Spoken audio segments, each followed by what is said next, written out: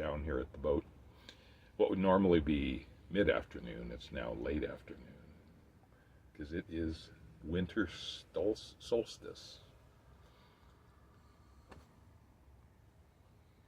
Smoking a no-name but made in London, England briar here.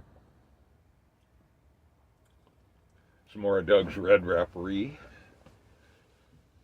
Makes a nice smoke. Thank you, Doug. Doug Owen from CargoHold. If you're ever around Poulsbo or Kitsap County, you really need to stop in and see his shop. He's got all kinds of bulk blends, interesting pipes, lots of cigars. It's just kind of a fun shop to look around in anyway.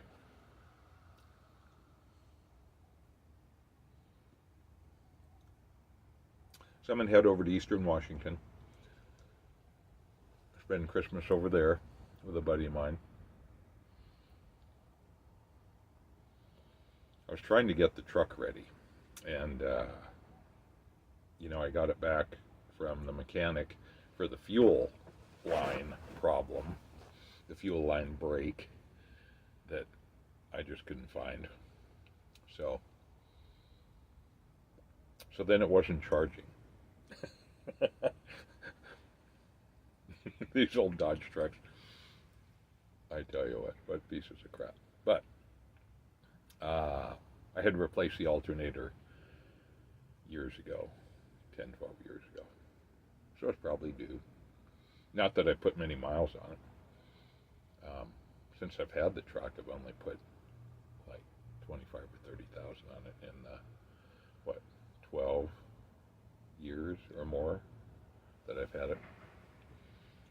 Which is part of the problem. I don't drive it enough. And you kind of have to, with vehicles, boy, you just kind of have to keep them moving, keep everything kind of moving. So I went down to Napa, and I get a nice firefighter discount at Napa. Otherwise, it'd be like, expensive. So that makes them competitive. So that's good. See, volunteering does pay off.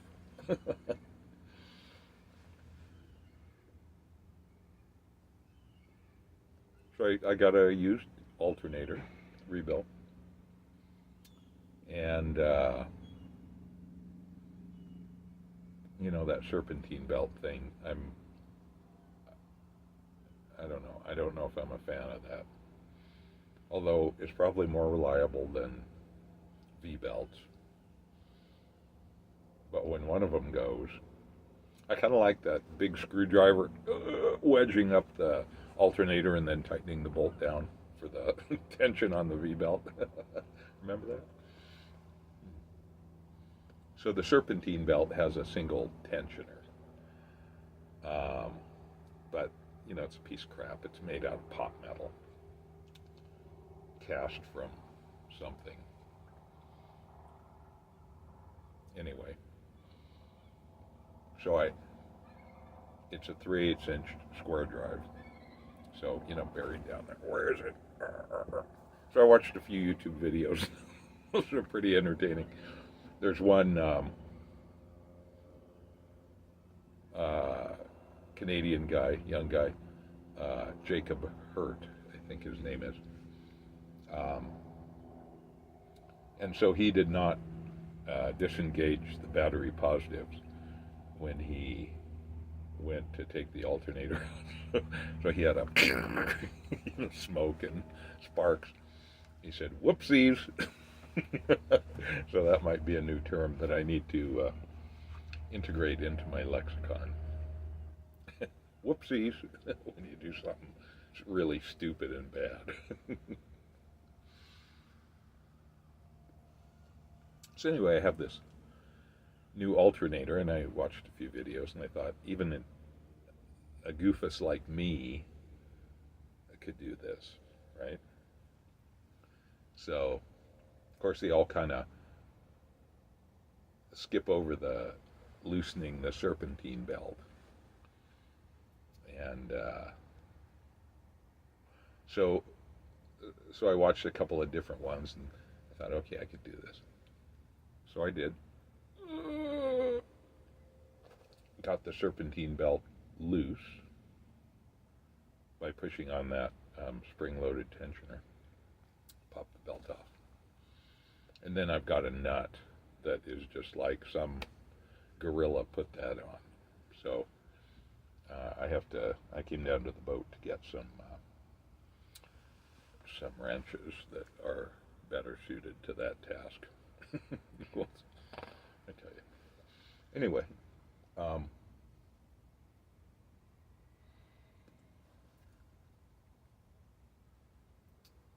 I lost my mojo. So I thought, I'm just going to have the pros do this. The serpentine belt was like, invisibly twisted around everything down below.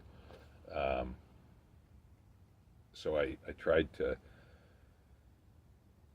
detension the tensioner and then slip the belt back on. Well, the pot metal just oozed and popped a piece out, and I broke the part. That's what amateurs do, people. I'm sure pros do it occasionally too, because the parts are just crap. But that was very discouraging. It was in the rain, on my slanted gravel driveway, and getting dark at 4 p.m.,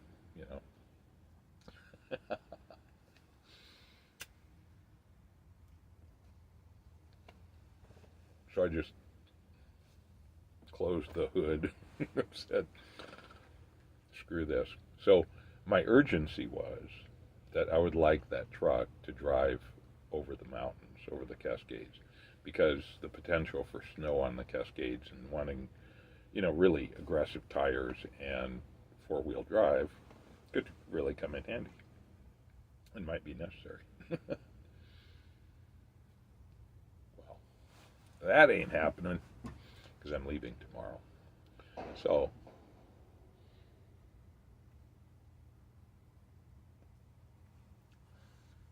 I was thinking about this, and actually, one of my coworkers, her husband, is quite talented with cars, and so he's currently not working because he has a bad shoulder that needs some surgical work on it. So he can only lift like 10 pounds or something. But he said, actually, she offered him, because he's been home and maybe a little grumpy for not working and stuff. She said, oh yeah, do him good. But he can kind of coach you, and then you can do the heavy lifting, as it were. The alternator is like 25 pounds. It's really a big guy.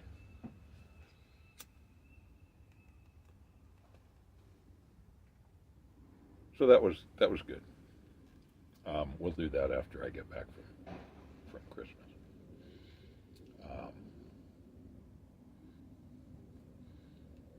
I'm sure an alternator replacement with a new serpentine belt would be, your guess is as good as mine. $600, $800 US. Wow. Anyway, the part, I stopped at Napa here on the way down to the marina, and the part was like $90. No, it was less than that. And then the serpentine belt. Then I bought a couple of cans of spray-on lanolin based corrosion protection. I bought a can of that earlier, and wow, that stuff really works. I like it. And YouTube again, I went on, and there were some instances, some videos about how lanolin-based undercoater actually really works. So I'll give that a try. Everything, all the little rusty spots and everything. It's so discouraging. This old truck that I don't drive very much. but I kind of like having it because I can haul the brush mower in it. I can haul manure in it for the yard. I can haul garbage during our cleanup days in our little community. Um, I can take bags of garbage to the transfer station. You know, I mean, it's useful. Lumber. I'm going to be building another little outbuilding and this spring. And if I can deliver my own lumber, I'll try to do that. Although it'll be a post structure. So that's the plan anyway. In the formative stages up here. So that could change. But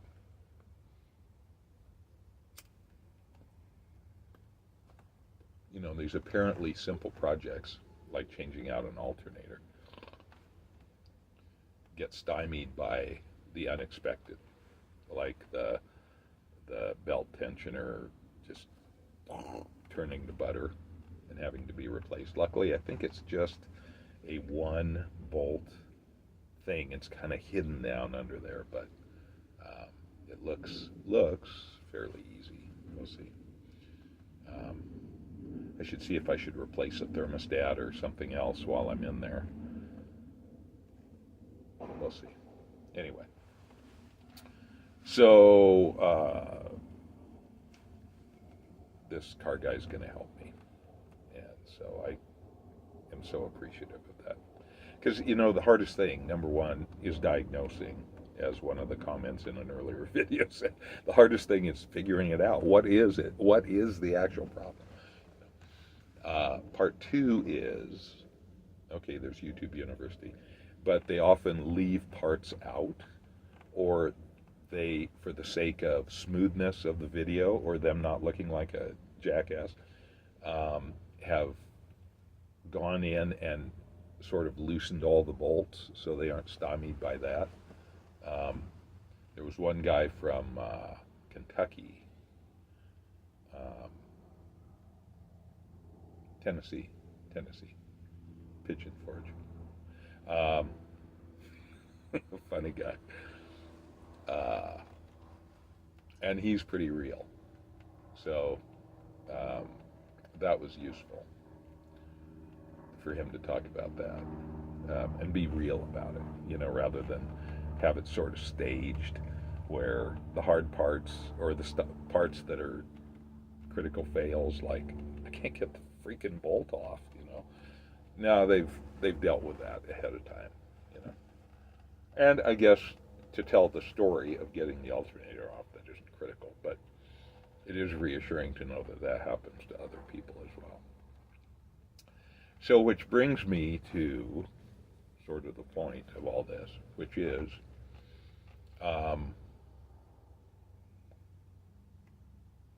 what is frustration with this stuff? It simply is, you know. It's an existing condition. It's a reality. It isn't malleable in and of itself. It simply exists. So my truck, bless its heart, simply exists as it is, somewhat neglected because I don't drive it enough. I'm going to have to change that. I'm just going to have to make a point to drive it every week at least. Anyway, so the reality is the truck in its present state is as it is. We don't have to argue about that. It simply is. The frustration comes when you wish it was different. You know, God, I just wish the thing would work, right? And so you feel kind of the emotions of anger, frustration, anxiety, all come into play, but they really are just an indicator of what's going on in your head. So that is totally in your head. It's synthetic, if you want to look at it that way, where it's not real. It's not part of reality. I mean, it becomes part of reality when you get angry. Um, but it is a response to a reality. And as such, it's changeable. It's workable with. The reality itself is workable with through mechanicking skills, actually fixing broken parts. Um, you know, that also is, I guess, malleable that way, but in a different way. I mean, what's in your head is you making this literally crazy, because it's ignoring reality, decision that things should be different, and now you're mad about it, right? So how ridiculous is that when you really think about it? So I was under feeling pressure, internal pressure, totally, to get the truck running so I could get east of the mountains for Christmas, drive over tomorrow. Well, so there's all this pressure, and and then that translates into feelings of inadequacy because I can't do it very well. I've never done that particular operation, so it's all new to me.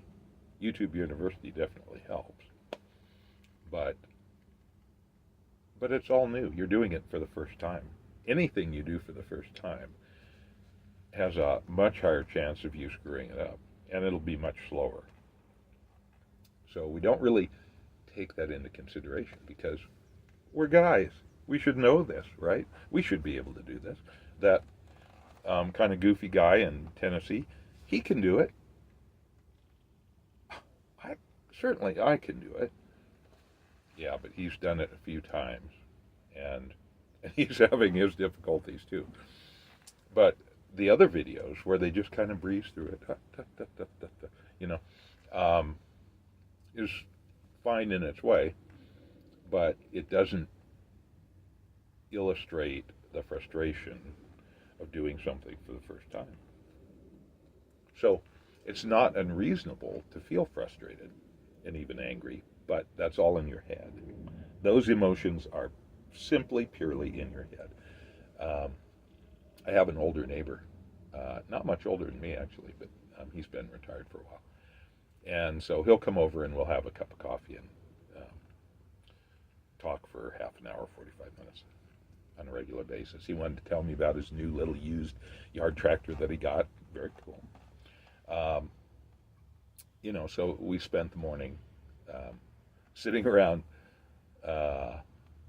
having a good man conversation. It was great, it's wonderful. But the conversation shifted to driving habits and how everybody's so frustrated and how he's driving along. He's doing 5 over, but no more than that. And people come up right behind him and like flash their lights, like, get going, get out of my way. And so that engenders a response from him, which is anger, which is fuck you, which is so but really it's just somebody else doing something, and then you can react to it however you want. So, and we often don't choose to do that very thoughtfully.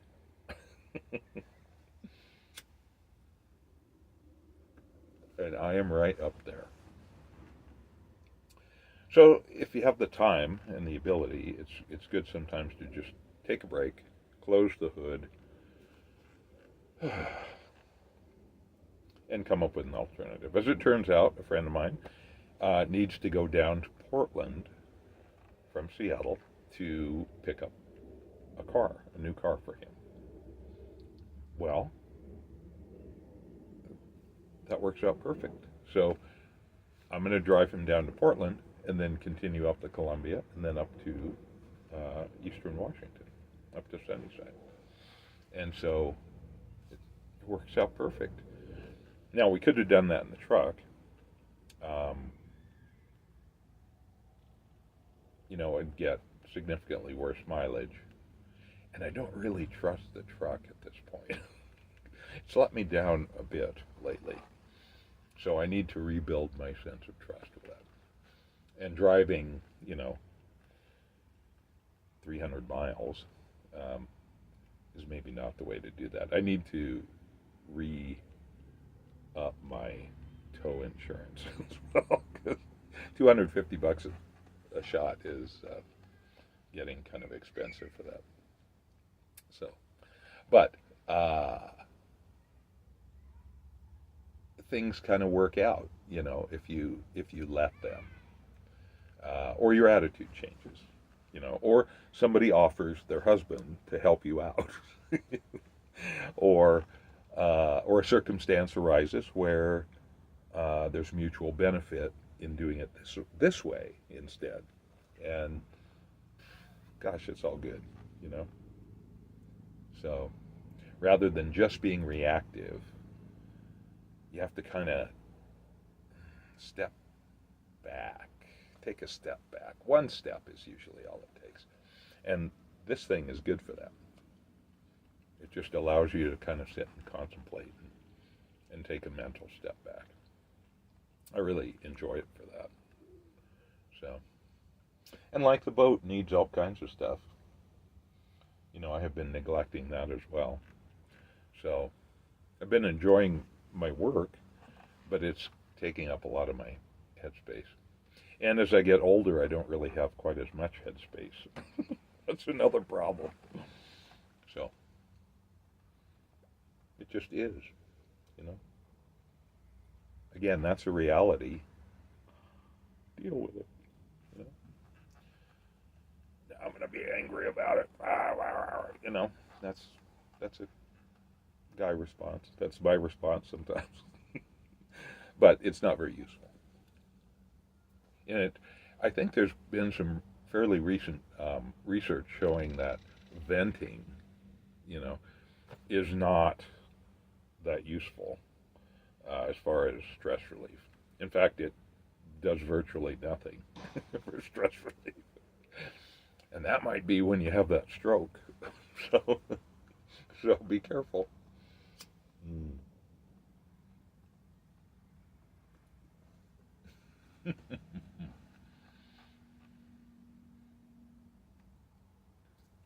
So yeah, having a pipe, taking a step back, looking at things, seeing what's actually real, and seeing what's synthetic, fake in your head.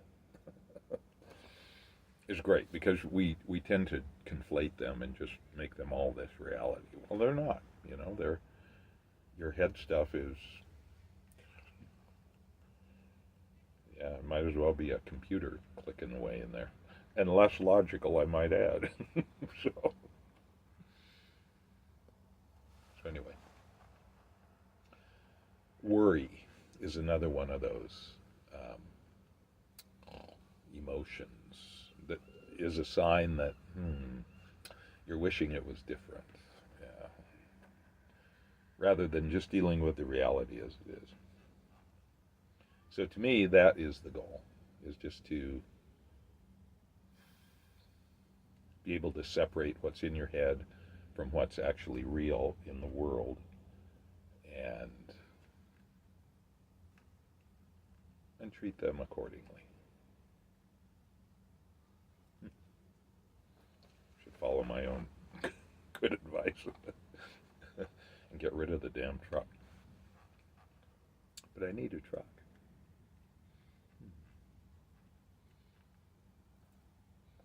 So be proactive and make it more reliable. And get some tow insurance.